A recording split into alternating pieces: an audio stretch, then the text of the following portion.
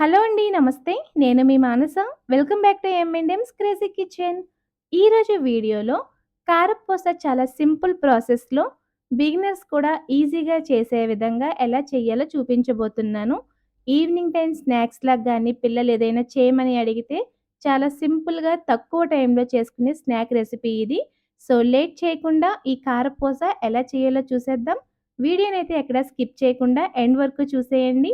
అలాగే మన ఛానల్‌ని ఫస్ట్ టైమ్ చూస్తున్నట్లయితే ప్లీజ్ ఛానల్‌ని సబ్స్క్రైబ్ చేసుకొని మమ్మల్ని మరింత సపోర్ట్ చేయండి. కారప్పూస కోసం ముందుగా 2 కప్పుల వరకు మంచి క్వాలిటీ శనగపిండిని జల్లించుకోవాలి. మనం ఇంట్లో ఆడించుకున్న పిండైతే ఇంకా బాగుంటుంది. నేనైతే పచ్చి శనగపప్పుని ఇలా మిల్లు ఆడించుకొని శనగపిండినైతే ప్రిపేర్ చేసుకుంటాను. ఇప్పుడు ఇలా జల్లించుకున్న శనగపిండిలో 1 కప్పు వరకు వరిపిండి, రుచికి తగినంత సాల్ట్, అలాగే ఒక టేబుల్ స్పూన్ వాముని కాస్త చేతితో బాగా మెదిపి వేసుకోండి. మీకు ఇంకా వీలుంటే వాముని కాస్త పౌడర్‌లా చేసైనా సరే వేసి కలుపుకోవచ్చు.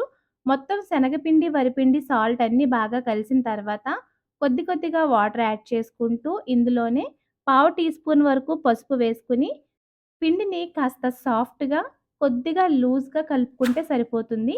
మనకి కారపూస వేసే హోల్స్ చాలా చిన్నవిగా ఉంటాయి కాబట్టి, పిండి ఈజీగా దిగడం కోసం పిండిని ఈ విధంగా కాస్త లూజ్‌గా ఉండేలాగా కలిపి పక్కన పెట్టి, జంతికల గొట్టానికి, కారపూస ప్లేట్‌కి ఆయిల్‌ని అప్లై చేసి కొద్దిగా పిండిని జంతికల గొట్టంలో వేసి, మిగిలిన పిండి తడి ఆరిపోకుండా మూత పెట్టి పక్కనుంచాలి.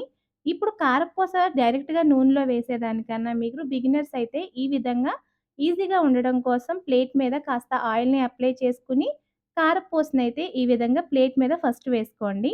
కారపూస వేయడానికి ఆయిల్‌ని ఎక్కువ హీట్ చేయొద్దు. కాస్త మీడియంగా హీట్ చేస్తే సరిపోతుంది. లేకపోతే కారపూస వేసిన వెంటనే కూడా మాడిపోయే ఛాన్స్ ఉంటుందనమాట. సో, ఇప్పుడు ఇలా కాగుతున్న నూనెలో నెమ్మదిగా మీరు కారపూసని వేసుకొని, హై ఫ్లేమ్‌లో ఒక 2 నిమిషాల పాటు ఫ్రై చేసుకొని ఆయిల్‌లోంచి తీసుకుంటే సరిపోతుంది. ఇలాగే మిగిలిన కారపూస కూడా ప్రిపేర్ చేసేసుకున్న తర్వాత ఫైనల్‌గా కాస్త కరివేపాకును కూడా ఫ్రై చేసుకొని కారపూసలో వేసుకొని మీరు స్టోర్ చేసుకున్నారంటే ఇవి చల్లారిన తర్వాత ఈజీగా 15-20 డేస్ వరకు నిల్వ ఉంటాయి. మీరు కూడా ఈ సింపుల్ స్నాక్ కారపూస రెసిపీని తప్పకుండా ట్రై చేసి, మీకీ రెసిపీ ఎలా వచ్చిందో మాకు కామెంట్స్‌లో షేర్ చేయండి.